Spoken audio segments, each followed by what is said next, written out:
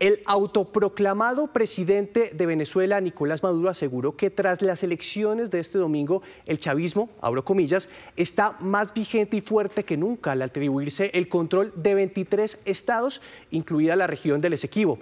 ¿Cuál es el panorama del país vecino? Se lo preguntamos a esta hora de la mañana a nuestra corresponsal Beatriz Adrián en Caracas. Hola, muy buenos días. La protagonista de esta jornada electoral en Venezuela, sin duda, fue la abstención.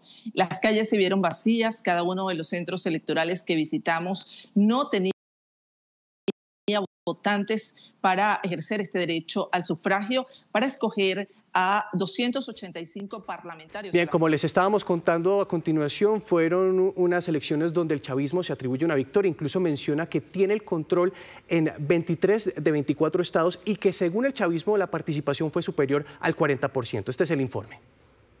A todos los venezolanos y a todas las venezolanas, esta victoria es la victoria de la paz y la estabilidad de toda Venezuela.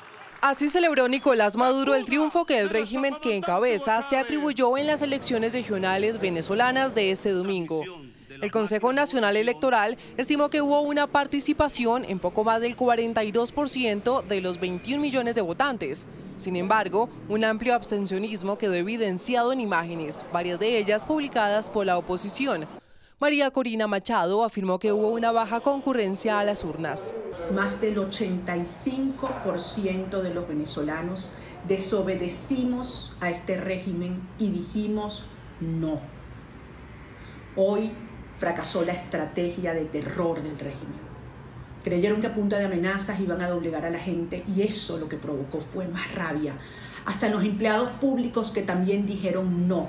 En la votación se escogieron 285 miembros de la Asamblea Nacional y 24 gobernadores, incluyendo por primera vez el Esequibo, una región rica en petróleo controlada por la vecina Guyana, pero reclamada por Caracas y cuya disputa internacional no termina aún. Las jornadas previas a la de este domingo estuvieron marcadas por denuncias de persecución que incluyeron incluso a periodistas y defensores de derechos humanos, así como numerosas detenciones, entre ellas la de Juan Pablo Guanipa.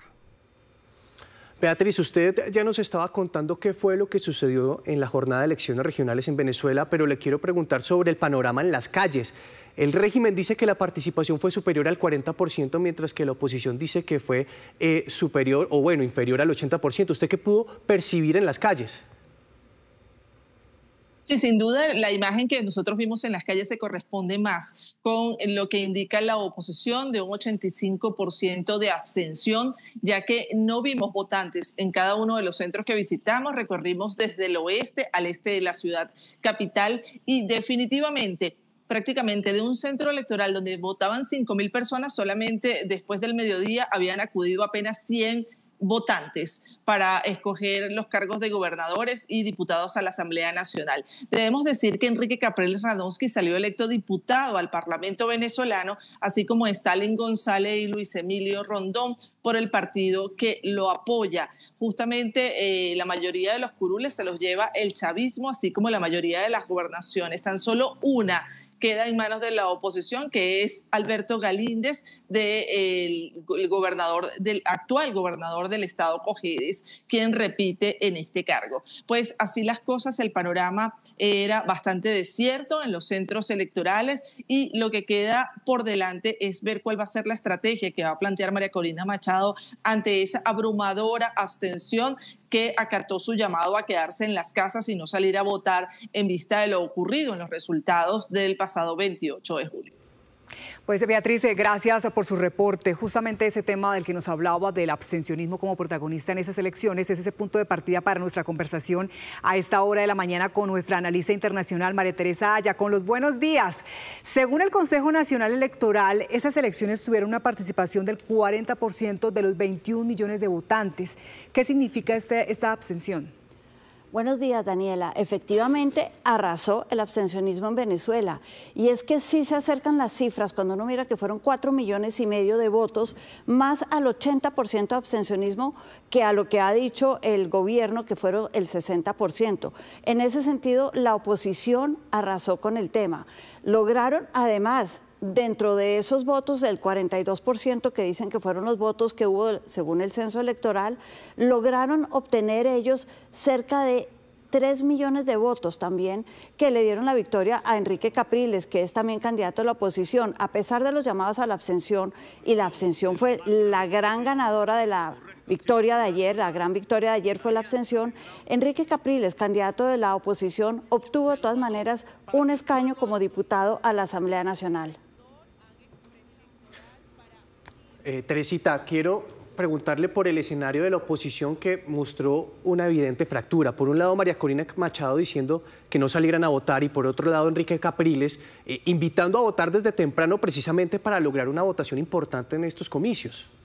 Nicolás, fractura pero victoria, o una fractura dentro de la victoria, diría yo. Pero efectivamente, la oposición desde el año 2005 en Venezuela, cuando el presidente Chávez en ese momento quiso aprobar una reforma constitucional, ha llamado a la abstención como estrategia, como una manera de manejar las elecciones y hacerse sentir. Es una estrategia que tienen ellos desde hace 20 años. Recordemos las elecciones, por ejemplo, del 2017, o luego las elecciones presidenciales. Hubo gran problema porque llamaban a la elección, a la abstención como estrategia. Ahora, esto de la estrategia de abstención tiene de largo y de ancho. Por un lado, es una manera de decir, no estamos de acuerdo, no reconocemos este sistema fraudulento electoral que tiene el país, pero por otro lado, ¿qué es lo que hizo Enrique Capriles? Él representa esa facción dentro de la oposición que dice, es mejor estar adentro de la Asamblea Nacional para generar quiebres, por ejemplo, dentro de las votaciones. Y si no quiebres porque no tienen la votación, la mayoría absoluta sí la obtuvo el chavismo, sí generar crisis dentro de la Asamblea y dentro de eso tratar de frenarles el poder, frenarles la posibilidad que tienen de acción. Y hay que reconocer que aunque lo podemos pensar como una gran división, María Corina Machado reconoció el triunfo de Capriles y lo felicitó. María Teresa, y hay otro punto también que llama mucho la atención y es que por primera vez el Esequibo hizo parte de estas elecciones. Esta es una región rica en petróleo, controlada por la vecina Guyana, pero reclamada por Caracas. Hablemos un poco de esa decisión, de ese interés. Esto es una región que queda en la frontera con Guyana y como vemos acá representa casi la mitad de la Guyana y desde el año pasado el presidente Maduro ha estado diciendo que esto es territorio de Venezuela. Recordemos que ahí, sobre todo en su plataforma continental, en el mar, se ha encontrado gran cantidad de petróleo últimamente. Esto es una región que, hay que decirlo, está en litigio entre Guyana y Venezuela desde el siglo XIX, pero la comunidad internacional, Naciones Unidas y el resto del mundo reconoce el Esequibo como una zona de la Guyana. ¿Qué es lo que quiere entonces el presidente Maduro? Él quiere, de alguna manera, crear un sofisma de distracción dentro de Venezuela.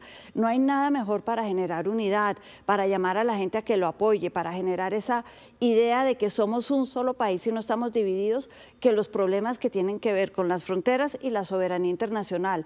Para él es simplemente un llamado interno a decir, miren, tenemos un problema internacional, tenemos que estar todos unidos.